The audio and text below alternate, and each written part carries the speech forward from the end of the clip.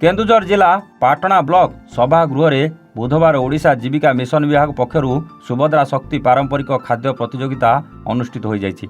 Patna block Odisha जीविका mission संयोजिका Sasmita Sahu संयोजन में आयोजित यह कार्यक्रम में मुख्य अतिथि भाव में पाटणा विधायक अखिल चंद्र नायक, सम्मानित अतिथि भाव में सांसद प्रतिनिधि प्रहलाद पल्लेई, विधायक प्रतिनिधि कमलाकांत दास, पाटणा गोष्ठी उन्नयन अधिकारी मानस कुमार दंडपाट, तहसीलदार अश्विनी कुमार नायक, पाटणा थाना अधिकारी मानस कुमार महाकुड़ू, पाटणा गोष्ठी स्वास्थ्य केन्द्र मुख्य चिकित्सा अधिकारी डॉक्टर शुभेन्दु सागर नायक, पूर्वतन ब्लॉक अध्यक्षा विश्वनाथ नायक, सांबादिक नृसिंहनाथ सिंह प्रमुख जोगदे प्रतियोगी मानकु उत्साहित करथिले। डॉक्टर शुभेन्दु सागर नायक, सीडीपीओ कल्पना डोरा, पाटणा आंचलिक विद्यालयर अध्यापिका सुचिस्मिता दास प्रमुख विचारक भाव जोग देइथिले।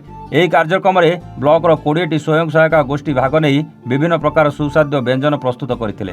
प्रतियोगितार प्रथम स्थान अधिकार करथिबा बड़पाटना पंचायतर हसखुशी स्वयं सहायता गोष्ठी को मुख्य अतिथि 5000 टंका पुरस्कार और द्वितीय स्थान अधिकार करथिबा तुरुमुंगार माँ सरस्वती स्वयं सहायता गोष्ठी को 4000 टंका अर्थराशि मुख्य अतिथि प्रदान करथिले।